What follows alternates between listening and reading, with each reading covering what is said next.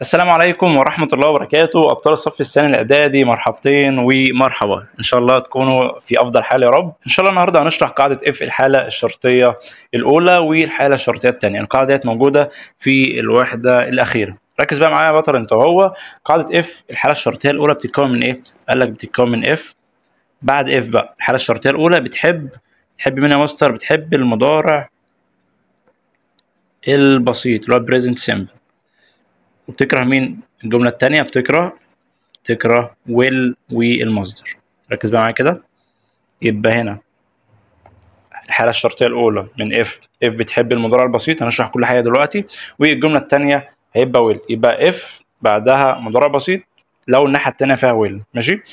ايه هو يا مستر المضارع البسيط؟ قال لك والله المضارع البسيط ده بيتكون من اي أو وي، اي أو وي أو يو أو زي، وأي اسم جامع يكون الفعل فين؟ في المصدر.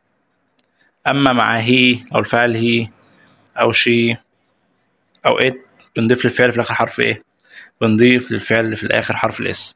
يبقى المضارع البسيط بيتكون من أي وي ويو زي، والفعل فين؟ في المصدر. أما هي وشو إت وأي اسم مفرد بضيف للفعل في الآخر حرف مين؟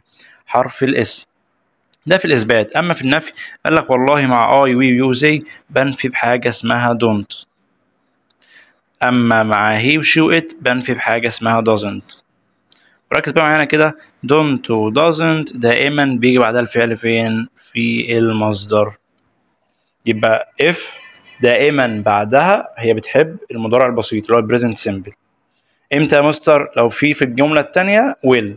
يبقى انت كده اول ما تبص كده على if، عشان في حالات كتيرة الاف، تبص على الجملة كده التانية لقيت في will يبقى اعرف ان if هتحب المضارع مين؟ تحب المضارع البسيط. طب لقيت مثلا بعد if مضارع بسيط يبقى الجملة التانية فيها مين؟ الجملة التانية فيها will. ماشي يا مستر. قلنا will دي بيجي بعدها الفعل فين؟ في المصدر. ايه هو يا مستر الفعل في المصدر ده؟ قال لك المصدر ده بيكون الفعل من غير اي اضافات. من غير ايه؟ من غير اي اضافات. من غير اضافة حرف الاس يا مستر، من غير اضافة الاي ان جي، من غير اضافة الاي دي. ماشي. ده الفعل في المصدر. في شوية افعال كده زي مثلا المصدر من is، we are، we am، والمصدر من was، we were، حاجة اسمها الفيرب to be. يبقى الفيرب to be المصدر من am و is و are و was و were، حاجة اسمها الفيرب ايه؟ الفيرب to be.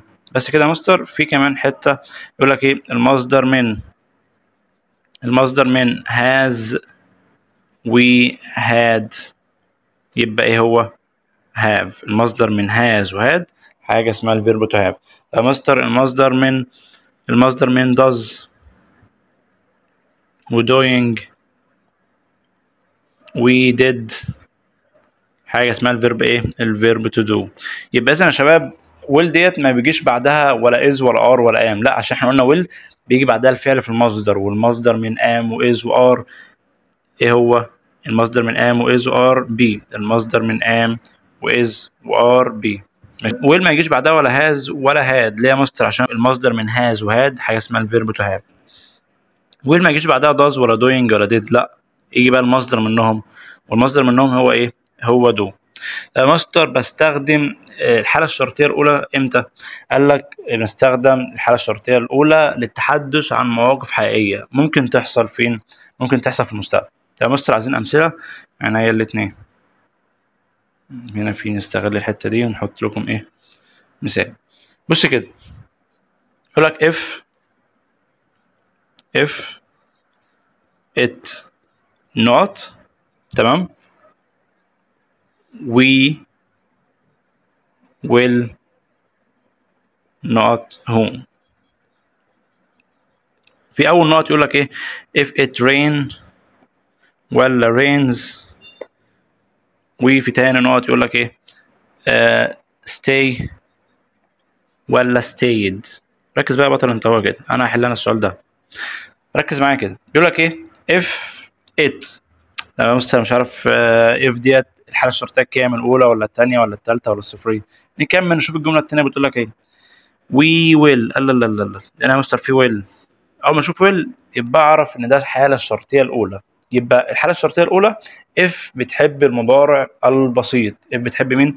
المضارع البسيط. يبقى هنا في مضارع بسيط. يا مستر المضارع البسيط بيتكون من ايه؟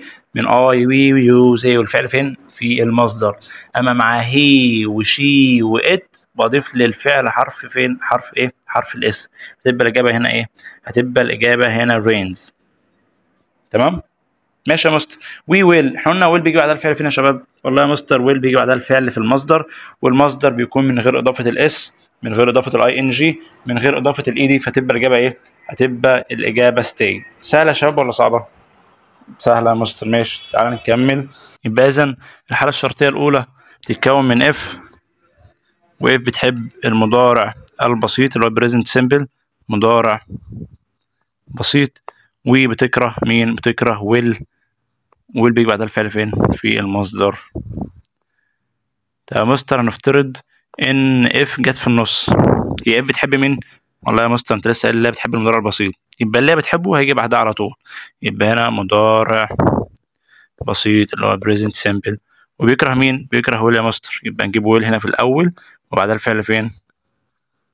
في المصدر. طب يا مستر عايز مثال مثلا كده I not game if I finish my homework. if هنا جه بعدها مضارع بسيط، هي بتحب المضارع البسيط، فاف هيجي بعدها مضارع بسيط، فاذا هي بتكره مين؟ بتكره يا مستر ويل، يبقى اذا ويل تبقى الاجابه. يبقى I will play video game if I finish my homework. won't، نفي will هو won't، نفي will مين؟ won't. طب يا مستر اختصار ويل ابوستروف ال، يبقى اذا اول ما اشوف ويل بعدها مصدر شفت وونت ده النفي من ويل، برضه بعدها مصدر شفت ابوستروف ال برضه ده اختصار ويل وبعدها ايه؟ بعدها مصدر. ماشي يا شباب؟ تمام يا مستر. تعالى بقى دلوقتي ننتقل لايه في الحاله الشرطيه الثانيه. قال لك ايه في الحاله الشرطيه الثانيه؟ الحاله الشرطيه الثانيه تتكلم ايه يا مستر؟ قال لك والله اف هنا هتحب مين؟ الباست سيمبل اللي هو الماضي البسيط. وبتكره مين يا مستر؟ هنا في الجملة التانية هتكره would أو could أو might. التلاتة دول واحدة يا شباب. قال لك would وcould وmight بيجي بعدهم الفعل فين؟ في المصدر. زي ما احنا اتفقنا المصدر ده مش بيكون اخره اس اي ان جي اي دي، مش بيكون اخره الكلام ده. يبقى بص كده، يبقى احنا خدنا حاجتين كده، خدنا الحاله الشرطيه الاولى وخدنا الحاله الشرطيه الثانيه. طب بص الفرق بينهم ازاي؟ قال لك ايه في الحاله الشرطيه الاولى؟ الحاله الشرطيه الاولى بيجي بعدها present simple مضارع بسيط، والناحيه الثانيه بيكون ايه؟ في ويل، ويل بيجي بعدها الفعل فين؟ في المصدر. الفرق بينهم ازاي يا مستر عشان اعرف احل؟ بص كده بكل بساطه، لو انت خلي عينك في الجمله الثانيه، الجمله الثانيه اللي هي بعد الكوما دي لقيت في وود او كود او مايت، اعرف ان انت هنا اف هنا بتحب الماضي البسيط. يا مستر افرض مثلا جاب لي النقط في الجمله الثانيه، هتبص على اللي بعد اف، لقيت بعد اف ماضي بسيط، يبقى اذا الناحيه الثانيه ايه؟ لا اما وودز او كود او مايت. يا مستر امتى اعرف ان ده مضارع بسيط؟ هتبص على الجمله الثانيه هنا اللي بعد ايه؟ اللي بعد الكوما لقيت ويل، اعرف ان اف هنا بتحب مين؟ المضارع البسيط. طب لقيت هنا مضارع بسيط بعد اف، يبقى اعرف الناحيه الثانيه ايه؟ الثانيه يكون ويل. بكل بساطه خالص. تاني كده يا مستر، اف لو في الناحيه الثانيه وود يبقى اف هنا بتحب الماضي البسيط. اف لو في الجمله الثانيه ويل يبقى اف هنا بتحب المضارع ايه؟ البسيط. ايه هو يا مستر الماضي البسيط ده؟ الماضي البسيط ده لو الفعل منتظم يكون اخره ايه دي، لو مش منتظم يبقى التصريف الثاني للفعل. ولو ما فيش فعل كنا بنختار حاجه اسمها ووز او وير.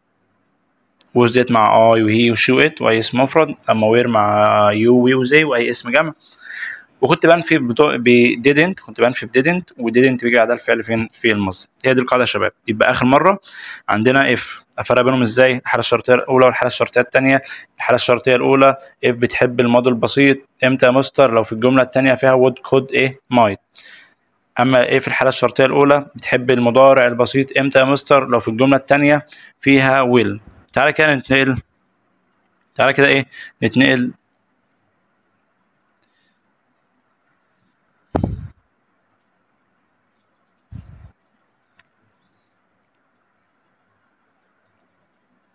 تعالى كده يا شباب بقى نشوف هنعرف نحل ولا الدنيا هتبقى صعبة. يبقى آخر مرة تاني كده، if الحالة الشرطية الأولى بتحب المضارع البسيط لو في الناحية التانية في إيه؟ will. يبقى أنا مضارع بسيط. طيب يا مستر if لو جه بعدها ماضي بسيط، ماضي بسيط هيبقى الناحية التانية يا إما would أو could أو might. تمام؟ would وcould وmight بيجي بعدهم الفعل في المصدر. تعالى كده نحل أول سؤال بقى، بيقول لك إيه؟ if it rains tomorrow. يا مستر rains if هنا جه بعدها مضارع بسيط، فإذا الناحية التانية بتكره مين؟ والله يا مستر أنت لسه قايل لنا لو جه بعدها مضارع بسيط يبقى الناحية التانية will والمصدر، فتبقى الإجابة إيه؟ will stay. طيب يا مستر ليه مش would stay؟ علشان لو في الجملة التانية would يبقى إذا بعد if هيجي ماضي بسيط. تعرف إزاي ده ماضي بسيط يا مستر؟ هيكون الفعل لو منتظم آخره إي دي، مش منتظم هيبقى التصريف التاني للفعل. السؤال رقم 2 if I. فيا مستر أنا مش عارف بقى أحط هنا مضارع بسيط ولا ماضي بسيط، أحط عينيا على الجملة اللي بعد الكومة دي. فاي وود في وود هنا اهي، يبقى اذا انا شفت وود الجمله الثانيه في الجمله الثانيه، يبقى اذا هتحط بعد اف مين؟ ماضي بسيط، والماضي من جيت هو جوت. السؤال رقم 3 if I not wings I would fly. يا مستر برضو نفس القصه، جاب لي في الجمله الثانيه وود، يبقى اذا if بتحب مين؟ الماضي البسيط، والماضي من have وهاز هو had.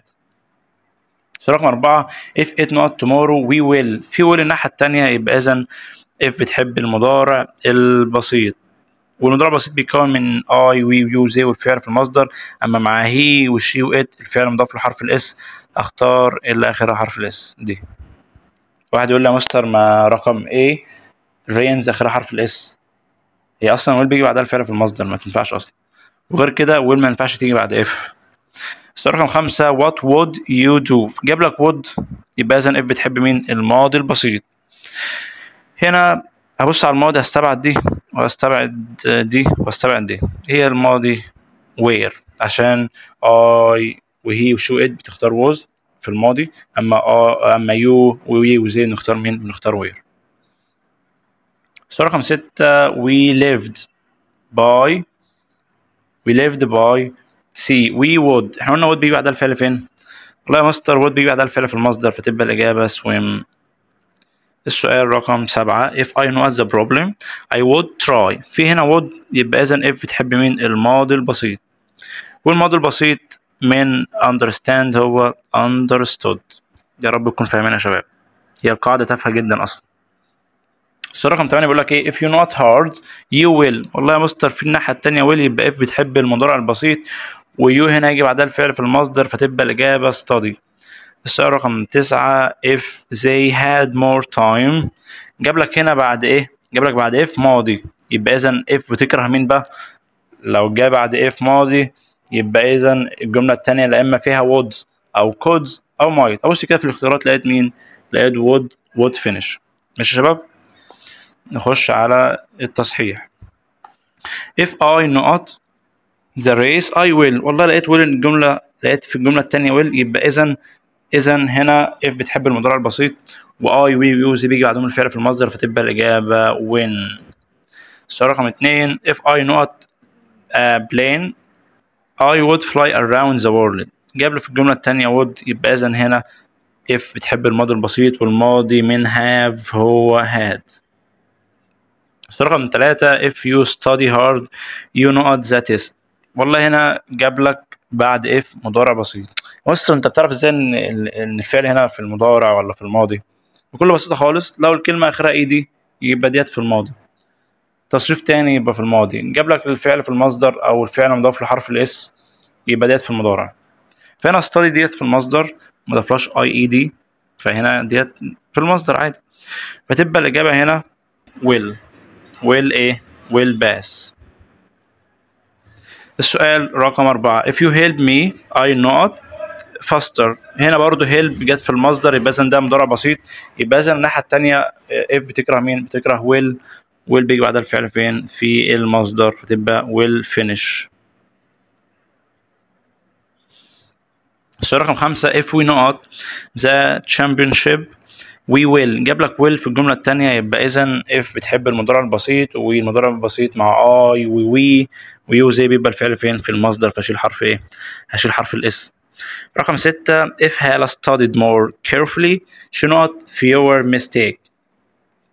عايز أقول هنا بقى إيه؟ بص بقى studied آخرها إيه ده؟ إيه دي؟ يبقى أنا ماضي، فإذا يا مستر if لو جه بعدها ماضي بسيط يبقى الناحية التانية مين؟ would والمصدر، فأنا هحط هنا إيه؟ تبقى الإجابة هنا would وكلمة make، يبقى would make. السؤال رقم 7 يقول لك إيه؟ if you combine effort with creativity you know something amazing. والله يا مستر combine هنا فعل في المصدر، فإذا الناحية التانية هتبقى مين؟ will والمصدر يبقى will make. السؤال رقم 8 if it gets، هنا gets ديت مضارع بسيط، عرفت منين يا مستر؟ اخرها حرف الاس دي مع المفرد، فاذا الناحيه الثانيه تبقى الاجابه ايه؟ will. جاب لك راجل محترم جاب لك will اهو، فاذا المصدر من war هو where، يعني معناه يرتدي يعني. السؤال رقم 9 if he not taller he would، ركز بقى هنا كده would، يبقى اذا يا مستر if بتحب الماضي البسيط. في تركيه هنا فيها تركيه حلوه، الماضي من am و is هو was، يعني لما تلاقي فين الكواس is وهو عايز الماضي منها يبقى was. طب الماضي من are هو مين؟ شطار where، يبقى انا جايب لك is، يبقى اذا الاجابه ايه؟ الاجابه تبقى was، يبقى انا was. السؤال رقم 10 if we take ديت الفعل في المصدر اهي، جابها لك في المصدر، يبقى اذا ده مضارع بسيط، يبقى اذا الناحيه الثانيه will، فتبقى الاجابه will. قاعده سهله يا شباب جدا، بس انت ايه؟ عايزه بس تركيز شويه، مش عايزه تركيز اصلا، يعني انت هتبص ايه؟ شفت دي اختار دي. السؤال رقم 10 if we take، احنا حاليا ده 10 11 she if she were a teacher she، هنا were اهي قلت لك was were ضمات ماضي، صح ولا لا؟ صح يا مستر، يبقى اذا if لو جه بعدها ماضي يبقى الناحيه الثانيه مين؟ would والفعل في المصدر، فتبقى الاجابه would help. السؤال رقم 12 if I not، ابص الناحيه الثانيه بعد الكوما لقيت ايه؟ would، فاذا if هتحب الماضي البسيط، والماضي من live هو lived، ضيف لها ايدي، ده فعل منتظم. السؤال رقم 13 if she helps in the kitchen her mom will، احنا قلنا will بيجي بعدها الفعل فين يا شباب؟ السؤال ده حلو، فعل في المصدر.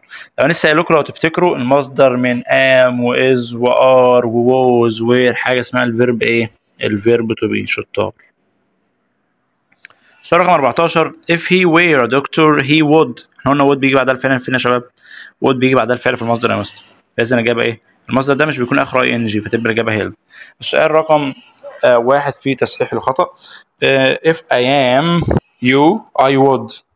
بص هنا في طريقتين، ممكن تشيل am، ممكن تشيل am وتحط الماضي منها اللي هي was، ممكن اقول هنا was. واحد تاني يقول لي يا مستر ما انا عايز اسيب am، بس هنا اختار ايه؟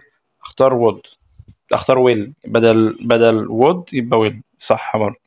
السؤال رقم 2 if she has he would، يا مستر الناحية التانية في would، تمام، يبقى إذا لا إما أشيل would وأحط will، أو أشيل has وأحط مين؟ had، اللي أنت عايز تعمله اعمله. السؤال رقم 3 where she were an artist she would، يا مستر دي جاب لي هنا she would paint beautiful pictures. مستر ايه ده؟ جاب لي مع شي وير، مش احنا قلنا مع اي وهي وشو ات في الماضي ممكن اختار معاهم ووز، يبقى الاجابه هنا ايه؟ ووز. السؤال رقم 4 if we go to the zoo we would، ازاي جاب لك if بتحب المضارع البسيط؟ جاب لك جو ده مضارع بسيط، وازاي جاب لك would بعدها؟ فالمفروض يجيب مين؟ المفروض يجيب يا مستر ويل، فتبقى الاجابه هنا ايه؟ ويل، اشيل would واحط ويل. واحد يقول لي يا مستر انا مش عاجبني كده، انا مش عايز اشيل وود، عايز اخليها زي ما هي. طب هتغير مين؟ هتغير جو، طب الماضي من جو went، برضه صح. السؤال رقم 5 if she had a garden she would planted، ايه ده يا مستر؟ مش انت لسه قايل من شويه ان would وcould وmight بيجي بعدهم الفعل في المصدر؟ والمصدر بيكون من غير اضافه الاس، من غير اضافه الاي ان جي، من غير اضافه الاي دي، يبقى هنشيل الايه، هنشيل اي دي. السؤال رقم 6 I would help you if you will ask me for help. والله يا مستر احنا قلنا if ما ينفعش يجي بعدها will، يبقى شيل will دي خالص. طب هنا جاب له would، يبقى if بتحب مين؟ if بتحب الماضي البسيط، والماضي من ask هو ايه؟ هو asked. asked. السؤال رقم 7 if you eat vegetables you will be healthy. والله يا مستر هنا جاب لي الناحية التانية will، يبقى إذا هنا مضارع بسيط اي وي ويو زي الفعل في المصدر، فهنا هشيل حرف الاس من eat. 8 if we had more money we would buying. انت لسه قايل لك بقى دلوقتي ان would بيجي بعدها الفعل في المصدر، فهشيل هنا ايه؟ هشيل اي ان جي. رقم 9 if they finish homework. تمام، they would ازاي يا مستر؟ دي انا جاب لي بعد ايه في مضارع بسيط، يبقى الناحيه التانيه will. واحد يقول لي يا مستر انا مش عايز اشيل would، فاذا هضيف هنا ايه؟ ايه دي اللي انت عايزه. تمام، الاجابتين صح. بس كده يا شباب، اتمنى تكونوا استفدتم، وكده خلصنا. لو وصلت لحد هنا وعجبك الشرح والحل ما تبخلش علينا بلايك، والسلام عليكم ورحمه الله وبركاته.